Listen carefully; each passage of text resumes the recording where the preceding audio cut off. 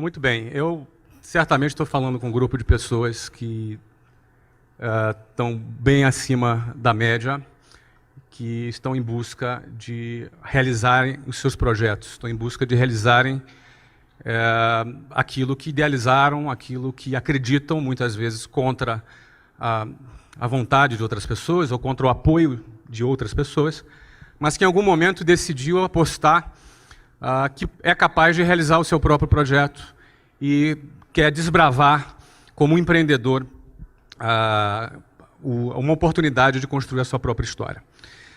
Como esse texto do vídeo retratou bem, nós vivemos numa sociedade padronizada.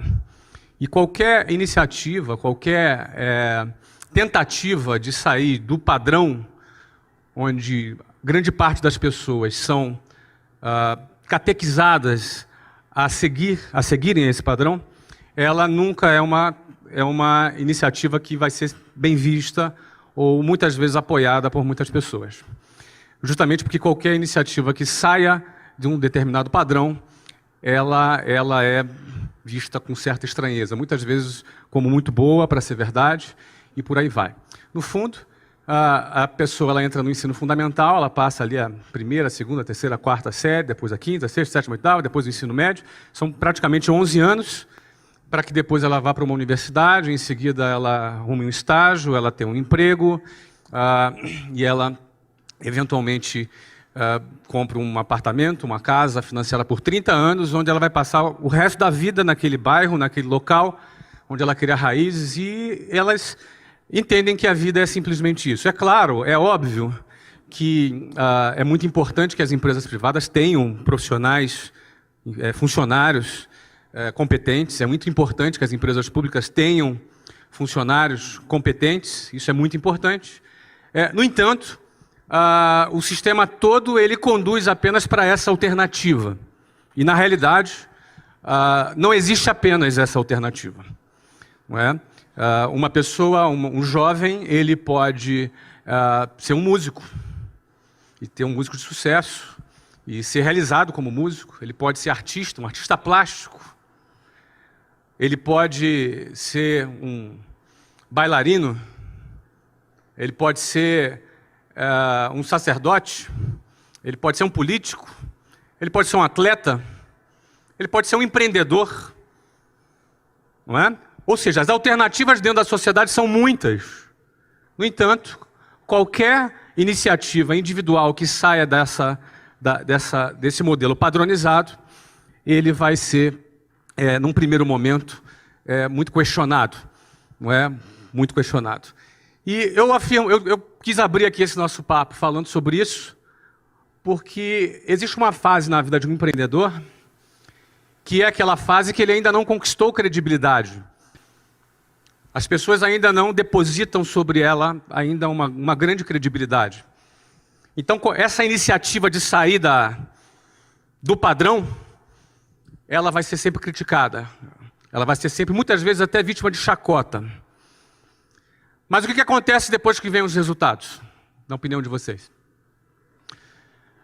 Esse mesmo cara desestruturado, esse mesmo cara, essa mesma pessoa criticada, essa mesma pessoa que foi vítima de bullying, de chacota, essa mesma pessoa recebe os famosos tapinhas nas costas, os parabéns, e aquelas mesmas pessoas que criticaram serão as mesmas pessoas que vão chamar aquele desajustado de visionário, de gênio, o cara.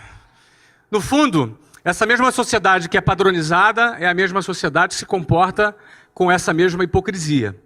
Porque, no fundo, as pessoas vão estar sendo valorizadas por aquilo que ela tem, pela quantidade de dígitos que ela representa.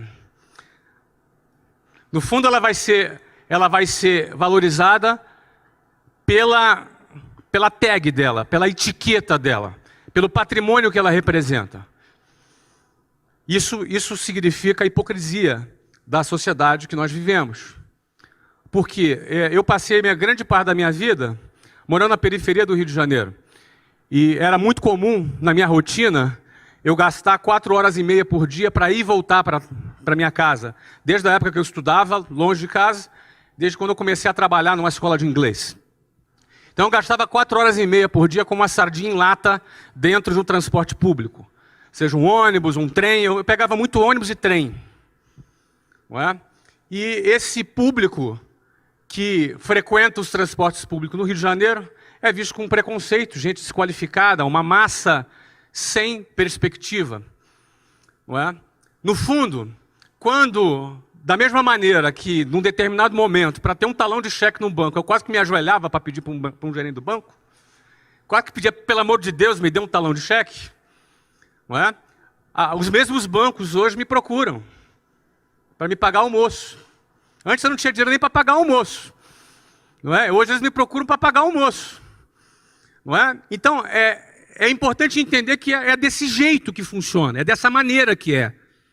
Você não é nenhum coitado se você está sendo desacreditado, se você está sendo uma pessoa que não está sendo incentivada, que não está recebendo eventualmente algum apoio.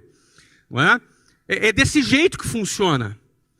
Quando nós entendemos que é dessa forma que funciona, é dessa maneira que o jogo funciona na sociedade, nós temos um projeto em mente, nós temos um propósito em mente, e entender que é desse jeito que funciona, entender que é dessa maneira mesmo que a sociedade se comporta, te dá força para atravessar o momento do início quando você ainda não conquistou a sua credibilidade.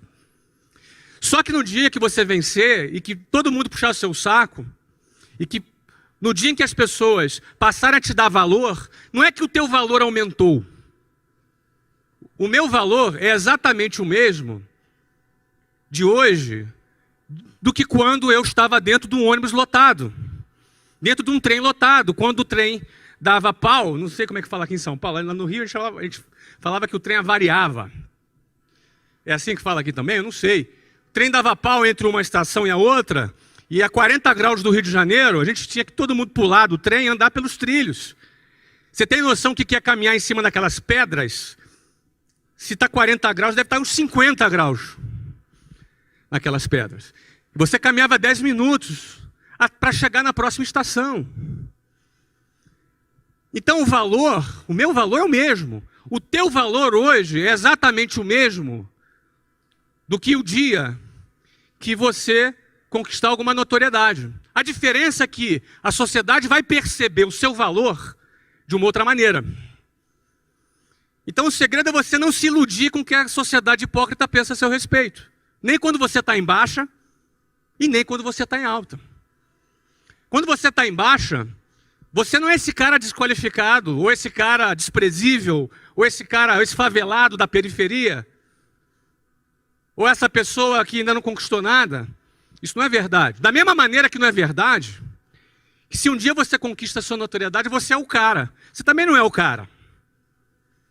Muita gente não consegue conviver ainda com esse período em que ainda não conquistou a sua credibilidade, e muita gente, quando conquista o primeiro sucesso na vida, o cara já se sente que é o cara. O cara já se sente a última Coca-Cola do deserto. E aí, ele se perde. Muita gente se perde na hora que tem um primeiro sucesso e depois não consegue avançar. Mas o mais importante que eu queria começar aqui dizendo, porque assim, eu não estava planejando dizer isso, eu tenho uma outra apresentação aqui, mas quando eu vi esse vídeo aqui, não é que... Pô, cara, que apresentação, não é? Quando eu vi esse vídeo aqui, eu me vejo forçado a te dizer que eu não sou o cara. Que eu dizer isso para você, que eu não sou o cara. E eu quero dizer também para você que você também não é o que muita gente está tentando te convencer o que você é. E quando você entende quem é você e qual é o seu valor, na hora de você iniciar seu projeto, na hora que você tem que estar muito determinado, na hora que você tem que estar muito focado para fazer as coisas darem certo, porque não é fácil, é mentira quem vai te dizer que é fácil. Se alguém disser que é fácil, é mentira, seja quem for. Se eu disser que é fácil, é mentira. Mas o cara que disser que é impossível, esse cara é um sabotador de sonhos. Não é verdade, é possível. Não é fácil, mas é possível. E isso é mais do que o suficiente para quem quer fazer acontecer. Isso é mais do que o suficiente. Saber que é possível, é 1 em 1 milhão, não me interessa. Isso é mais do que o suficiente para alguém que está determinado em construir a sua história e fazer diferença perseguir e perseverar em busca do seu objetivo. Isso é mais do que suficiente. Então, nada disso estava programado, eu queria fazer apenas essa introdução para falar um pouco aqui da minha trajetória, um pouco muito do que está naquele vídeo, sob o ponto de vista do que eu entendo serem os 3 pilares fundamentais para o empreendedorismo. Esses 3 pilares fundamentais, que eu vou falar com vocês aqui, sobre o que é o básico do empreendedorismo, seja qual for a atividade que a pessoa que ela vai trabalhar, não é? Se é uma atividade voltada para empreendedorismo, esses são os 3 pilares básicos. E eu vou passear um pouco por 3 negócios, não é? Eu sou fundador do TBDH Capital, significa to be, to do e to have, ser, fazer e ter. Tem um pouco de filosofia nessa nossa marca, porque a sociedade valoriza o ter, não é? A sociedade valoriza os bens materiais em primeiro lugar. No entanto, também não estava programado falar sobre isso, mas vamos lá. No entanto, em primeiro lugar eu venho ser, porque quem é faz. To be, to do, to have. Quem é faz, e quem faz tem. Qualquer conquista material, ela é simplesmente consequência daquilo que você é capaz de produzir, daquilo que você é capaz de realizar. E o que você é capaz de realizar está muito relacionado ao seu comportamento, a forma como você se comporta. Vencedores têm um comportamento parecido um com o outro. E o seu comportamento é resultado da tua maneira de pensar, seu padrão de pensamento, o seu modelo mental. Então, uma boa parte de educação voltada para o sucesso está relacionada em reestudar a maneira de você pensar, a maneira de você encarar a vida, os hábitos que a gente recebeu, porque nós nascemos nessa sociedade, às vezes numa família que tinham outros hábitos, não é? E, eventualmente, se você tomou uma decisão de realizar algo relevante, você vai ter que revisitar a tua maneira de pensar, revisitar os seus valores, revisitar os seus pontos de vista, o seu mindset. Quando você revisita a sua forma de pensar, você vai encontrar muita coisa que não presta, e tu vai encontrar muita coisa boa. E é importante encontrar, pô, isso aqui não está legal, isso aqui não é pensamento de vitorioso, isso aqui é pensamento de perdedor. Vocês concordam que existe pensamentos de vitória e pensamentos de derrota? Vocês concordam comigo? Então, você vai ter que revisitar os seus valores, você vai ter que revisitar os seus conceitos, e isso vai alterar o seu comportamento. Se você muda teu ponto de vista sobre determinado ponto, você também, por consequência, vai mudar o seu comportamento sobre esse assunto. Quando você muda o seu comportamento, você vai encarar as adversidades de uma outra maneira. E a sua chance de alcançar maiores resultados aumenta significativamente. Então, isso é o que está ali na nossa marca. To be, to do e to have. Em primeiro lugar, o ser. Quem trabalha para ter, pode até ter alguma coisa, mas vai ter pouco. Quem trabalha para ter, eventualmente vai conquistar alguma coisa, mas vai conquistar muito pouquinho. Agora, quem faz. E quem faz, por consequência, tem. E o valor dele não está naquilo que ele tem. É um pobre miserável, alguém que acha que o seu valor está ligado naquilo que tem. É um forte candidato, no final da sua vida ou no meio dela, a precisar tomar muitos antidepressivos para poder estar bem. É um forte candidato. É um coitado, o cara que acha que o seu valor está naquilo que ele tem. Geralmente o cara só que persegue a grana ganha pouco. O cara que persegue uma causa, ele ganha mais. Sabe por quê? Porque na hora do aperto, na hora que o bicho pega, na hora da adversidade, na hora da dificuldade, e ela vem, a hora da dificuldade ela acontece. A caminhada do empreendedor não é uma caminhada de um funcionário público que tem o seu salário todo dia lá no 5º dia útil. Na hora da dificuldade, o cara só vai além se ele tiver uma causa pela qual ele acredita e ele luta. Pela grana, você ganha teu primeiro milhão, você não tem mais motivo para sair de casa. Eu fiz meu primeiro milhão com 23 anos de idade. Foi no primeiro ano que eu abri a minha primeira empresa. Com 24 anos de idade, talvez eu já não precisasse trabalhar na minha vida. E certamente você deve fazer a ideia que eu não estou aqui para vender livro, né? Eu vou vender um monte de livro. Não sei se vocês já avisaram para vocês aqui, né? Vou vender um monte de livro, né? Alguns de vocês vão comprar, se não quase todos. E é muito interessante que eu gosto de vender livro quando você doa 100% dos seus direitos para o Instituto de Geração de Valor. Aí você vende livro com mais pegada, né? A pegada para você vender quando você tem uma causa é outra. A pegada para tu vender quando você está envolvido num propósito é outra. Você não precisa de subterfúgio, você entendeu? Você vende e, cara, aí tá todo mundo batendo palma ainda, porque você vende, ó, bate palma aí, vai lá. Viu? Essa é a diferença quando o teu olho está na grana e quando o teu olho está numa causa. Essa é a diferença. Pouca gente entende isso. Por isso que o Brasil só tem 124 bilionários. Pouca gente entende isso.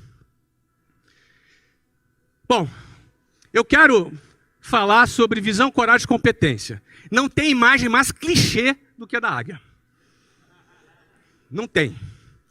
Mas eu escolhi ela porque também não tem uma outra que vai representar essas três coisas que eu quero falar. Visão, coragem e competência, na minha avaliação, são os três pilares do empreendedorismo. Para você vencer como empreendedor, você não vai precisar só de visão, coragem e competência, não. Você vai precisar de, talvez, dependendo da sua área, dependendo do seu setor, você vai precisar de outras coisas também. Alguém? Ah, tem água aqui. Você vai precisar de outras coisas também. Agora, visão, coragem e competência. Se você não tiver uma dessas três coisas, não é possível você ser bem-sucedido como empreendedor. Dependendo da área, vai ter um fator técnico muito grande, fator político, talvez, dependendo do setor. Mas, certamente, visão, coragem e competência são o que eu chamo dos três elementos básicos do empreendedorismo. O que é a visão? Visão é sonhar acordado. Tá? Visão é uma imagem que o seu cérebro cria, que você projeta, onde você está enxergando, você passa a identificar uma oportunidade, você passa a identificar alguma coisa que ninguém percebeu ainda, mas que você enxerga que daqui a pouco vão perceber. E que quando perceberem, não só você percebeu primeiro, quanto você já está na frente. Isso é visão. Visão é enxergar a tendência antes que ela se concretize. É muito comum aquela frase: eu não sou nem otimista e nem pessimista. Eu sou realista. Falei igual carioca agora, né? É muito comum essa frase. Quem já ouviu essa frase aí? Pois é. Os realistas são muito importantes. Não é? São muito importantes para a sociedade. Porque são eles que compram os nossos produtos. Os otimistas, às vezes eles são meio estrambelhados, assim, sabe? Às vezes eles saem muito à frente. Não é ruim ser otimista, não, mas só ser otimista não é suficiente. Bom, o pessimista eu não vou nem comentar. Mas o melhor de tudo é ser visionário. Visionário é quando você se posiciona e você vai questionar. O cara que enxerga é o cara que questiona. O cara que não questiona é o cara que aceita, segue a boiada, simplesmente, segue o fluxo.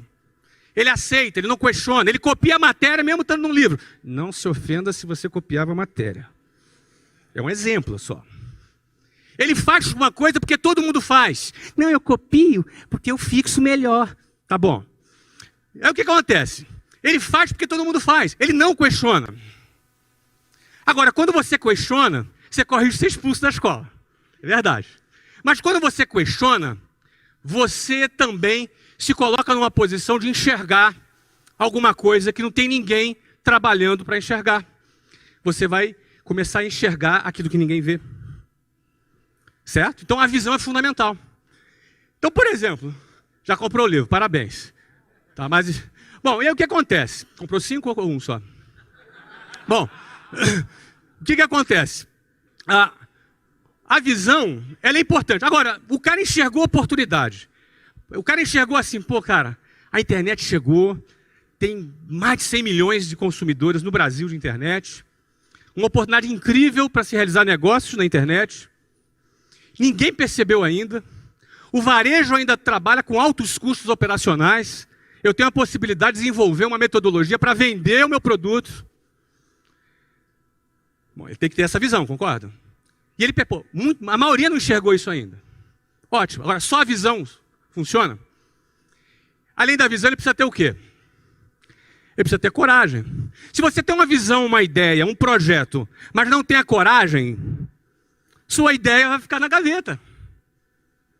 E aí você vai ter que conviver com aquela situação. 3 anos depois, eu quase que eu fiz isso aí. Poxa, ia ser legal, né? Porque você não teve coragem. Só ter a visão não adianta. O cara teve a visão, agora ele precisa se mover. Ele precisa ter a coragem. Ele precisa enfiar a mão no bolso. Ele precisa correr algum risco. O que é coragem? Fui para o dicionário. A coragem ela é firmeza de ânimo ante o perigo, os reveses e os sofrimentos. O cara que tem coragem, ele se move sabendo que ele corre o risco de ter reveses, que são perdas, e ter sofrimentos. O cara que não tem coragem, ele enxerga a possibilidade dele ter esses problemas, e aquilo é suficiente para o cara parar. Porque o medo é parte natural do ser humano. Todos nós sentimos medo. Eu sinto medo. Você sente medo. E que bom que a gente sente medo, porque o medo é parte, inclusive, da nossa sobrevivência. Não é? A criança, quando é muito novinha, não tem noção do perigo, ela não tem medo. Você tem que estar de olho. Tem um filho de 4 anos, tem que estar de olho nele o tempo inteiro. Agora menos um pouco, mas quando tinha 2, então, o tempo inteiro de olho nele. Certo? Então o medo, ele faz parte. Agora, o que você faz com o medo? Quando você sente o medo? Como é que você reage ao medo? Uns enfrentam o medo. Porque a visão dele não é uma coisa louca. Não, eu vou fazer, porque não é uma coisa inconsequente. Ele tem a visão. Mas o que faz ele se mover? Ele tem que enfrentar o medo. Enquanto outros se acovardam diante do medo. O medo só gera esses 2 tipos de reação. Ou a coragem ou a covardia. Qual dos 2 sentimentos é o sentimento do vitorioso e qual o sentimento do perdedor? Não precisa responder, já sei que você sabe. Então é parte da vida do empreendedor que deu certo. Em algum momento, todo negócio que deu certo é resultado de uma decisão corajosa. Todo negócio que deu certo, todo cara bem-sucedido, todo cara que fez acontecer, em algum momento ele tomou uma decisão corajosa. Nada é natural, nada acontece. Nada rolou. Deixa rolar. Deixa a vida me levar. Não, nada disso. Tudo é resultado de uma decisão corajosa em que alguém pegou na espada e no escudo e foi para o campo de batalha e fez acontecer. É assim que funciona. Bom, aí esse cara teve visão, teve coragem. Só que na hora de pôr em prática, ele precisa ter o quê? Ele precisa ter competência. Não adianta o cara ser esforçado e querer trabalhar com marketing digital e não saber nem ligar um computador, concorda comigo? Na hora da competência, o que o cara tem que fazer? Ele tem que saber fazer o que ele tem que fazer. Eu trabalhei com curso de inglês. Quando eu abri o meu negócio de curso de inglês, o que aconteceu?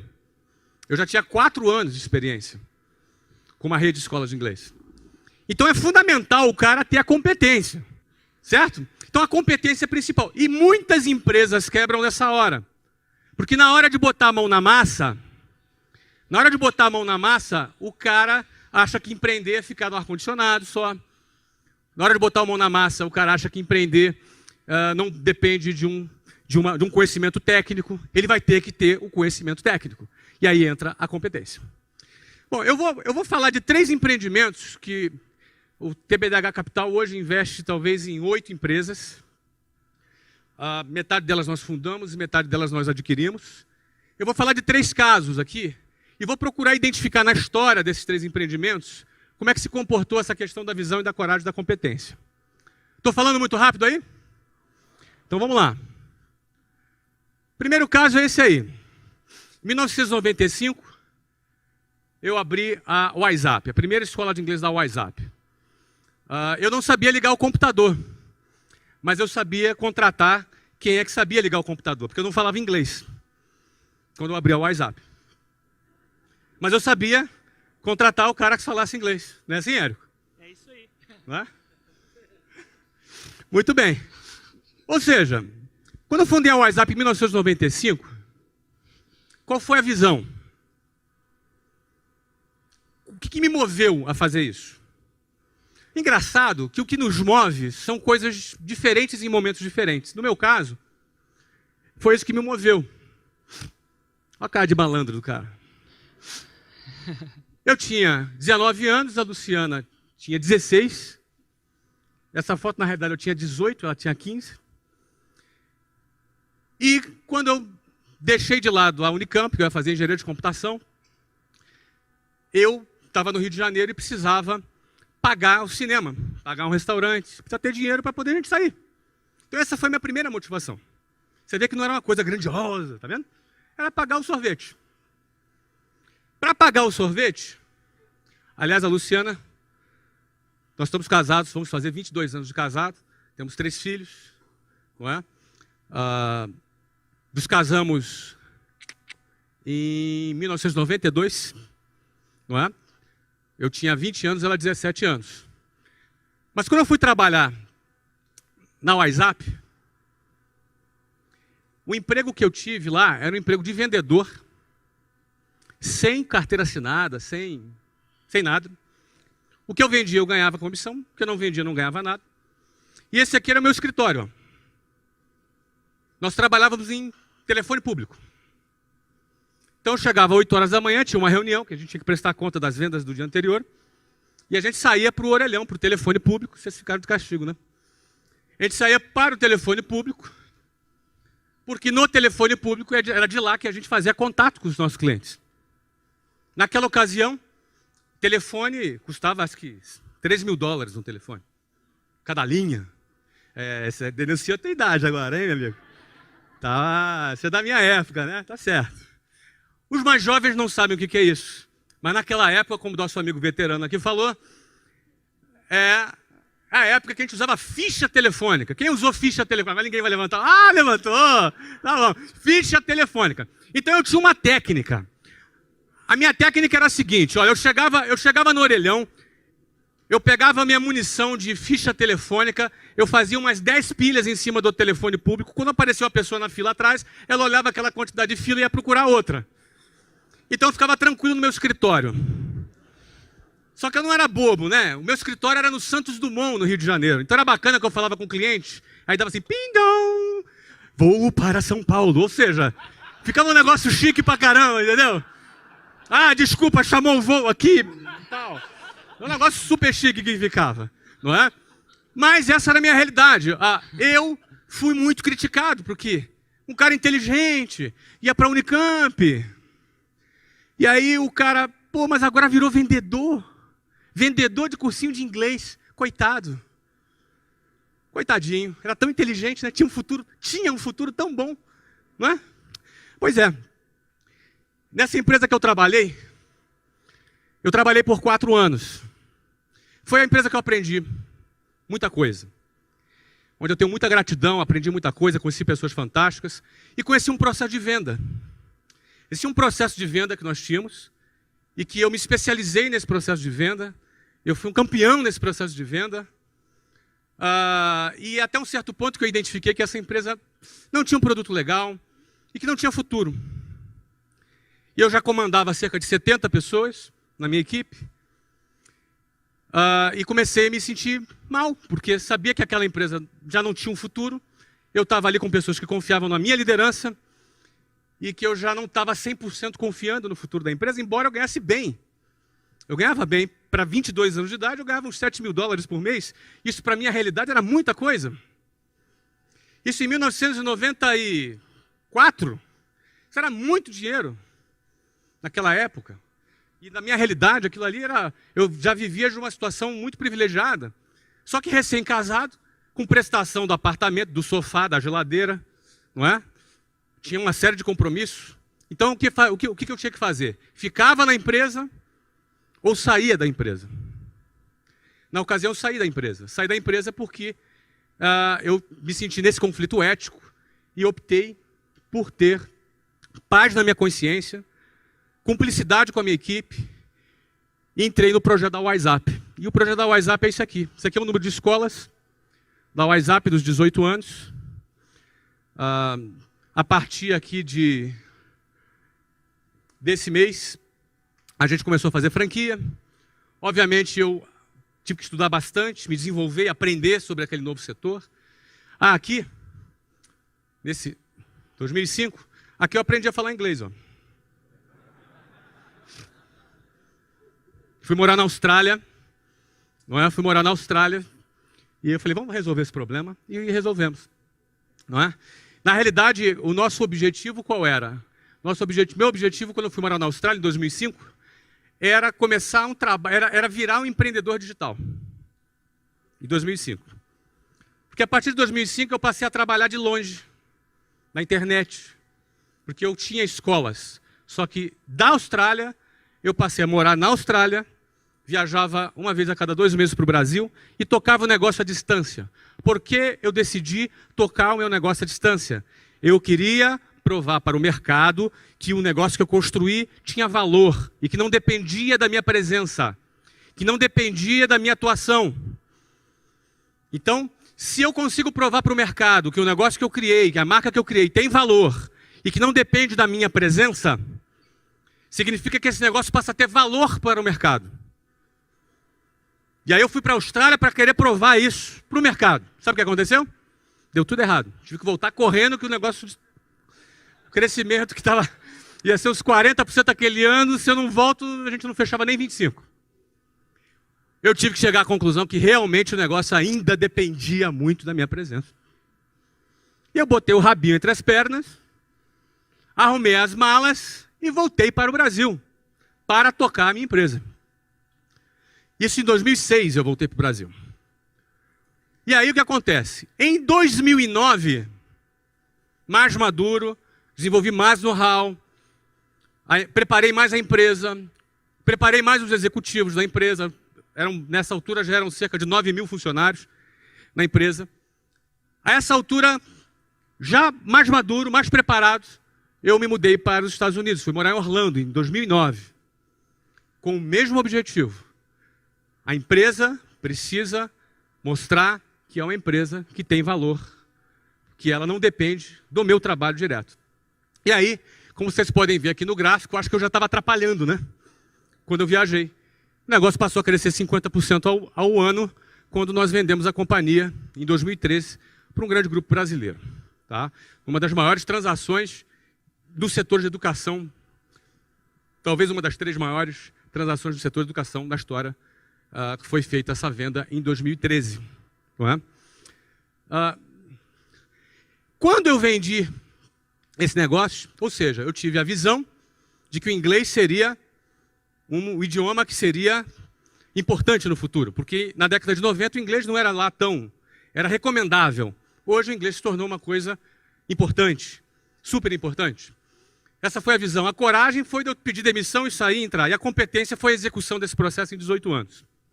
Morando nos Estados Unidos, em 2009, meu filho, que tinha 9 anos nessa época, começou a jogar futebol. E ele é bom de bola. Aliás, hoje ele joga no Benfica, na base do Benfica. Hoje ele tem 14 anos. E lá nos Estados Unidos, ele começou a jogar futebol. E começou a se destacar. E aí eu arrumei um emprego. Emprego de motorista de jogador de futebol.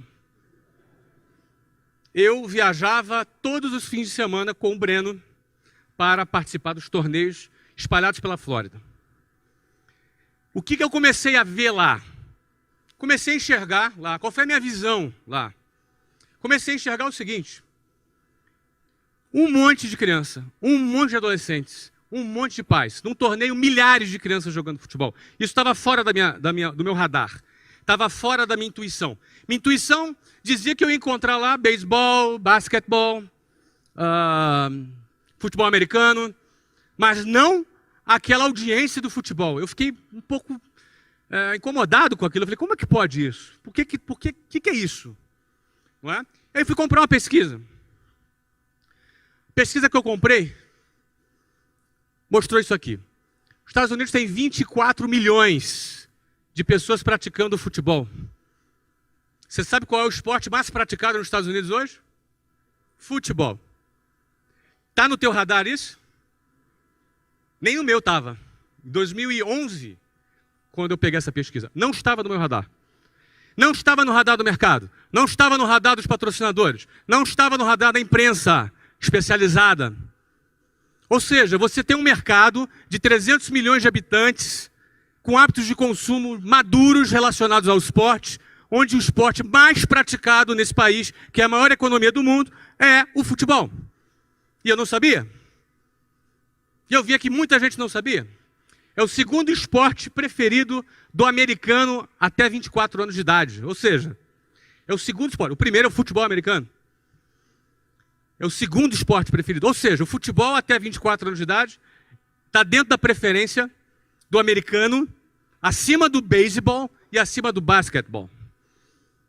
Primeiro esporte do público latino. São 56 milhões de latinos que vivem nos Estados Unidos. 56 milhões é 5,5 vezes a população de Portugal. Essa é a população de latinos que vivem lá nos Estados Unidos. Tem 21 mil torcedores por jogo. É a quinta maior média no mundo. Perde para a Alemanha, Inglaterra, Espanha e México. Imagina. Você sabe qual é a média do Campeonato Brasileiro? A média do Campeonato Brasileiro são 12 mil torcedores por jogo. Média.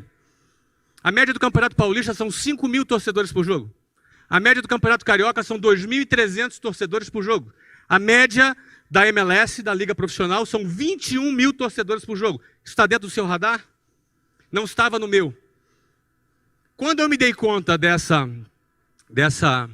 situação, qual foi a visão? Que o futebol é um fenômeno em plena ebulição nos Estados Unidos, o maior mercado de marketing esportivo do mundo, porém ainda não tinha sido percebido pelo mercado. Logo, ainda não precificado. Oportunidades que não foram percebidas pelo mercado ainda não foram precificadas. O que significa isso? Você comprou um apartamento numa rua. Você pagou 100 mil reais. Imagina essa situação. O número é só para você ter uma referência. E aí você fica sabendo que vai construir um shopping em frente desse apartamento. O que acontece com o preço desse apartamento? O que acontece com quem tem essa informação antes que a maioria das pessoas tenha essa informação? Nesse caso é uma informação privilegiada. Quem tem visão capta a informação privilegiada através da sua visão. O que foi feito nesse momento? Em maio de 2013, ele é Phil Rawlins, ele é um inglês, ele que foi o fundador do Orlando City. Eu comprei o Orlando City por 110 milhões de dólares. Esse investimento inclui a construção de um estádio. Naquele momento, eu ouvi um dos adjetivos que eu mais gosto de ouvir. Qual é? Ei, cara. Poxa, se faz muito tempo que não te chamo de louco, provavelmente você está errando em alguma coisa.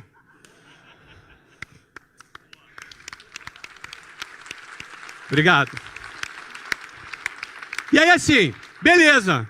Pô, legal, tive a visão. Pô, bacana, o cara tem a visão. Pô, vai crescer. Pô, legal. Tá, mas e aí? Botar a mão no bolso, pegar 110 pau e meter ali, e aí? Tem que ter o quê? Coragem. Essa era a segunda parte. Tinha que ter coragem. Não é? Então, vamos lá. Vamos lá. Vamos apostar no projeto. E nós fizemos a aquisição lá do clube. Em agosto de 2012, foi em maio. Em agosto de 2013, foi feita a aprovação da PPP para a construção do estádio. É uma parceria público-privada. Não é? A minha compra do Orlando City estava condicionada à aprovação da construção do estádio, no qual eu investiria um dinheiro importante, mas a indústria do turismo dos Estados Unidos teria que financiar outra parte do estádio. Porque nós vamos levar turismo para Orlando, turismo para os parques, para os hotéis.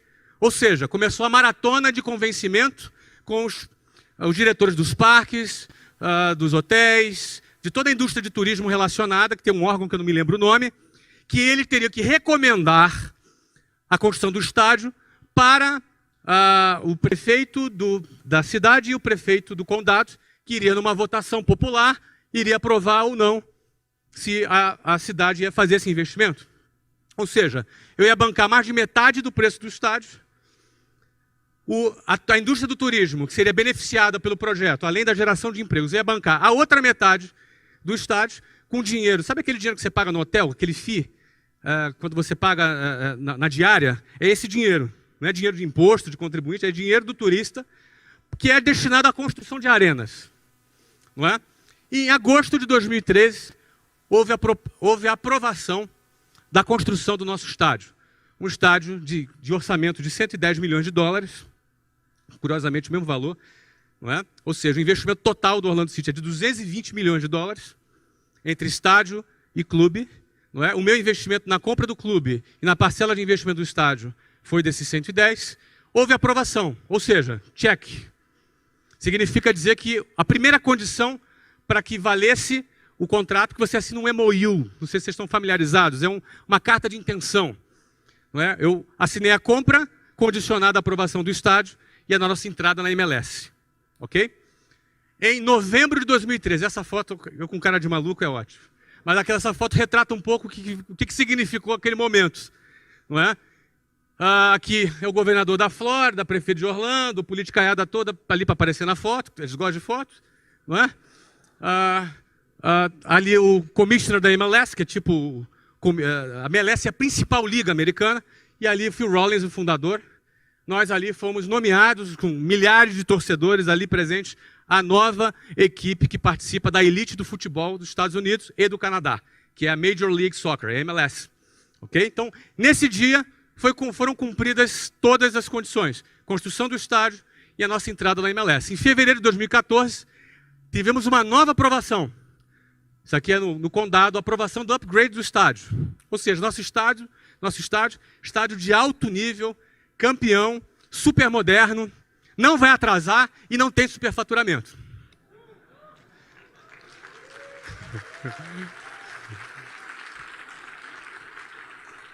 Em julho de 2014, duas coisas aconteceram. Primeiro, contratamos o Kaká, assinamos com o Kaká. Eu já trabalhava com o Kaká, já uns 2 anos na empresa que eu trabalhava. Não é? Ele já estava conversando já há um tempo. Nós assinamos, anunciamos publicamente a contratação do Kaká. Quem é tricolor aqui? São Paulino? Então, emprestamos o Kaká para o São Paulo, que está na Libertadores, não é? É isso aí. Parabéns aos São Paulinos presentes. Kaká está cumprindo, acho que agora o último jogo dele é domingo, né? É isso aí. Bom, julho agora, então em julho na Copa, anunciamos o Kaká. E no anúncio do Kaká, olha aí, pasmem, quase 12 mil americanos na rua gritando Kaká. Está dentro do seu radar isso? Quase 12 mil americanos nas ruas. O Kaká é o atleta mais seguido nas redes sociais da América hoje. Mais que Michael Jordan, mais que LeBron James, enfim, mais que esses grandes nomes do esporte. Kaká tem um potencial de ser uma das maiores celebridades dos Estados Unidos nos próximos 3 anos. Então ele é um cara de visão. Muita gente chamou ele de louco, o que é bom sinal. O que é bom sinal. Muito bem. Em setembro de 2014, o que acontece? Nosso contrato de direito de transmissão, para vocês entenderem, futebol é direito de transmissão. A principal receita de clube de futebol é direito de transmissão de TV. Tá? Há 4 anos atrás, a MLS pagava para a MLS passar os seus jogos. Há 4 anos atrás, foi fechado um contrato de 68 milhões de dólares. Pouco, porém, melhor do que pagar. Não é? Esse contrato vence agora, em 31 de dezembro de 2014. Já foi renovado. O próximo contrato, cuja vigência começa agora em 2015, já foi assinado no valor de 1,1 bilhão de dólares. Isso depois do que a gente já tinha entrado, né? Entramos na hora certa ou não? Hoje o valor do clube foi avaliado por um private equity americano, é de 325 milhões de dólares, sem a gente ter chutado a bola ainda, porque a gente estreia em março de 2015. Tá?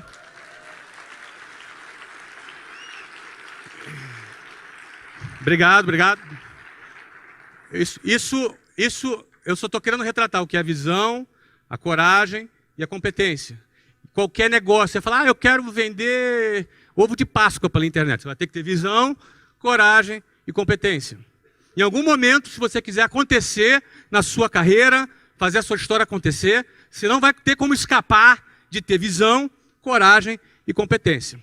Para finalizar aqui, essa é uma startup que foi inaugurada há quase 5 meses. Tem algum aluno do meu sucesso aqui, só para eu saber? Tem, olha aí. Pois é, já passaram mais de 30 mil alunos já nessa startup, em 5 meses que ela foi fundada. Como é que é isso? Não é? Vamos lá. Geração de Valor é um projeto social que já há 3 anos eu me dedico. Eu já gastei 1.900 horas nesse projeto, produzindo conteúdo, escrevendo, produzindo vídeos. Não é? É um projeto que eu respeito muito. É um projeto que eu trato com muito carinho. Acho que um dia só, em 3 anos e meio, eu não postei alguma coisa no Geração de Valor. Tomei um monte de bronca. Não é? Os caras me dão bronca, você ganha um monte de chefe. Tem 2.330 e poucos mil chefes lá. Não é? Então, é um projeto que tem um alcance médio de 10 milhões de pessoas por semana. Eu falo com 10 milhões de pessoas por semana. 10 milhões de pessoas por semana leem o que eu escrevo, o que eu gravo, o que eu falo. Não é? Então, realmente é um projeto que atinge um tamanho que para mim é inimaginável. Eu não imaginava, é um negócio gigante. Isso é só mais uma evidência do potencial da internet. Uma evidência da força da internet, das redes sociais e a quantidade de oportunidades que estão aí voando. No caso, isso aqui é um projeto social. E assim eu o mantenho. Não é? Por isso que eu escrevi o livro do GV, eu doei 100%, porque eu não quero ganhar dinheiro disso aqui. Isso aqui é uma coisa que eu não vou ganhar dinheiro. Por mais que eu seja tentado. Né? Não vou ganhar dinheiro nisso, não quero. Agora, é óbvio, o resultado do sucesso de Geração de Valor, de certa forma, validou uma série de coisas a meu respeito. E de uma maneira, mesmo que eu não estivesse esperando, eu não sei, esse período foi um dos períodos que eu mais ganhei dinheiro. Por isso que eu falo. Não é? Geralmente o cara que trabalha para ganhar dinheiro, geralmente se ganhar, vai ganhar pouco. E se o cara trabalha por uma causa, ele vai chegar mais longe. Trabalhar por uma causa, trabalhando por uma causa, você vai chegar mais longe. Tá? Então, Geração de Valor é uma causa que eu abracei. Tendo contato com essa turma aí, e eu vi aqui que vários aqui são seguidores da página, tendo contato com essa turma, eu comecei a detectar algumas questões que entrou a minha visão. Não é? Primeiro, as pessoas ficavam motivadas com o que eu falava, mas muitas não sabiam o que fazer. Então, talvez 1 ou 2% das pessoas conseguiam pegar o limão que eu distribuía e fazer uma limonada com aquele limão. Talvez 30%, 40% pegava aquele limão, ficava com aquele limão na mão e falava assim, e agora? O que eu faço? Não é? Num primeiro momento eu fiquei um pouco frustrado. Falei, pô, será que o que eu estou fazendo vale a pena? Será que eu estou perdendo tempo? Mas rapidinho eu já cheguei à conclusão que se uma única pessoa for inspirada, se uma única pessoa for encorajada, já é suficiente para valer a pena 1h30 que eu dedico voluntariamente para esse projeto todos os dias. Então já me resolvi. Tá, mas e o que fazer com aqueles outros 30% e 40% de pessoas que depositam a sua confiança na minha liderança, de alguma maneira, num conteúdo que eu produzo? O que fazer? Bom, para resolver esse problema, a gente tem que criar uma empresa, é uma coisa profissional, que vai realizar um trabalho profissional para atender essas pessoas. Então, o sistema de ensino formal é ineficiente.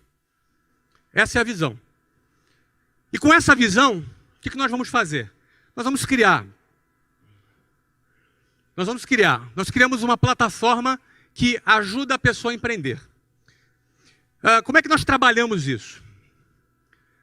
Nós entendemos que os melhores professores para ensinar alguém a empreender é um empreendedor. Alguém que deu certo. Não adianta você ir para uma escola de negócios e ouvir um professor falando teoria.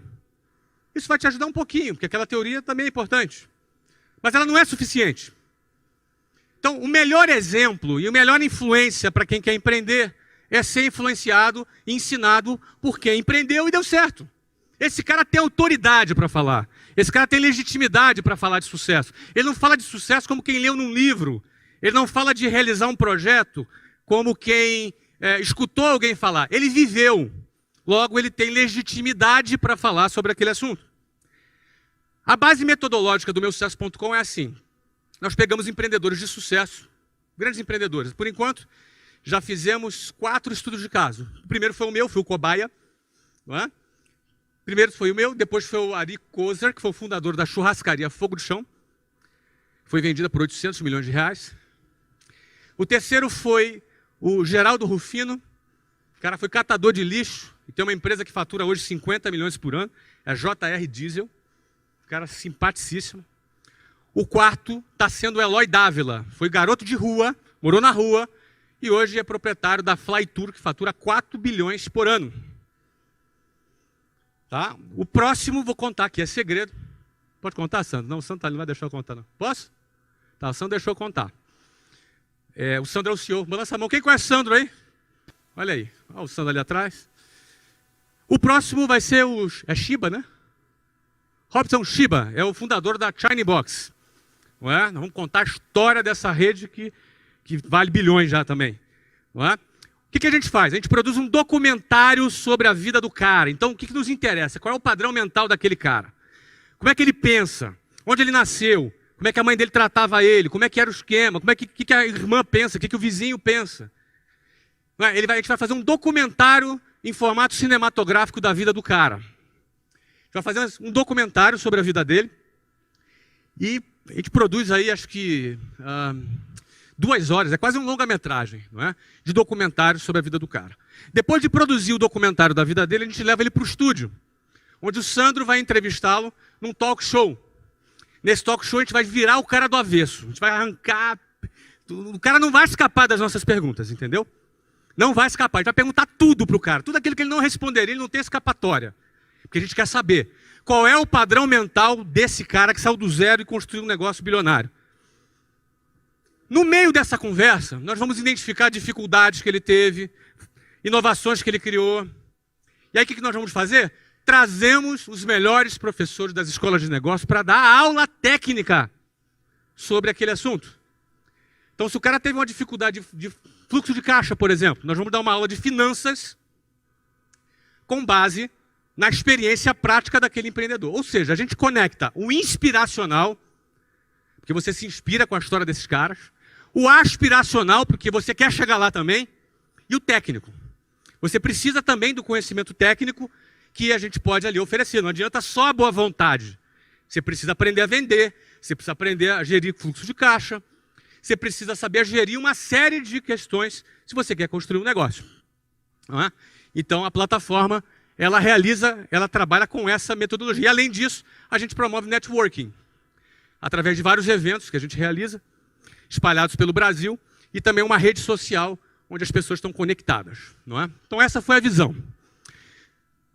Nós faturamos 1 milhão em 38 dias. O que significa isso? Isso é um investimento alto. É praticamente uma emissora de TV que nós montamos ali na Vila Olímpia. E nesse momento nós não temos área de vendas. Nesse momento nós não temos nenhum processo de venda. Nenhum funil de venda. Nesse momento, nós estamos trabalhando no ajuste do produto. Nós estamos trabalhando na excelência do produto. Nós estamos trabalhando para construir o primeiro portfólio de empreendedores sobre os quais fizemos um estudo de caso. Nós vamos iniciar o nosso processo de venda em janeiro de 2015. Ainda assim, mais de 30 mil alunos passaram pelas nossas salas de aulas e faturou 1 milhão de reais em 38 dias. Quais são os planos para esse projeto? São 50 mil, são simples. 50 mil assinantes no primeiro ano, 100 mil assinantes no segundo, 150 mil assinantes no terceiro. Baseado em que eu afirmo isso? Em todo o processo de venda sobre o qual eu domino, já conheço, trabalhei por 18 anos na empresa que eu construí. Não é? E baseado em processos, obviamente, como estamos falando aqui de um negócio digital, em processos de marketing digital. Isso elevará o valor dessa empresa em 1 bilhão de reais. Hoje, o meu sucesso.com, com 5 meses, está avaliado em 40 bilhões de reais e já nós aceitamos a entrada de um investidor nesse preço. Tá? A previsão é que essa empresa, em 3 anos, no final de 3 anos, já esteja avaliada em 1 bilhão de reais. Tem que ter visão, coragem e competência. Com visão, coragem e competência, você consegue pensar fora da caixa, enxergar antecipadamente aquilo que as pessoas não enxergam, produzindo informações privilegiadas, né? Trabalhando com coragem, investindo com coragem e com competência para executar. Para eu finalizar, eu não sei nem que horas são. Que horas são aí, por favor? Está no meu horário agora. Para finalizar é o seguinte, esse é o desafio, tá? Esse é o desafio. Eu não sei em que condição você está aqui, não sei se você já ganhou dinheiro, se já não ganhou, se você está arrebentando, se o negócio está bombando, se não está. Para mim não faz diferença. Eu não divido as pessoas aqui por essa classificação. Independentemente de qual seja a sua situação, o teu desafio é manter a sua essência. O seu desafio é manter a sua essência. Eu não sei qual é a sua essência, eu vou falar da minha. A minha é essa aqui, ó. Essa é a minha. Eu era um desses caras aqui, ó, alguns anos atrás. Talvez, mas esse aqui que está sorrindo, ó. Mas não sou eu, não. Mas era um desses caras aqui, um ano atrás. Alguns anos atrás. Eu não quero nunca deixar de ser esse cara aqui. Eu não quero deixar nunca, ninguém, sociedade alguma, me convencer que eu sou o cara, que é mentira. Que esses mesmos hipócritas me desprezavam alguns anos atrás, como provavelmente despreze você. Tá claro o que eu estou falando? Então eu sou eu, hoje e ontem. Você é você hoje. Você é você hoje e no dia que você tiver sucesso, seja você. Não caia nessa. Senão você se perde. Aí o tombo é feio. Tombo é feio. Ninguém vai ser o cara porque tem dinheiro, não. Tombo é feio. Guarde a sua essência. Ó, esse aqui sou eu. Ó. Um desses aí. Ó. Um desses aí sou eu. Um a mais naquela multidão ali. Guarda a tua essência. Agora saiba do seguinte. Não reclama. Que sempre tem alguém pior que você. Ó. Você é na Tailândia. Não reclama que tem sempre alguém pior que você. Muito obrigado, tá, gente? Um abraço.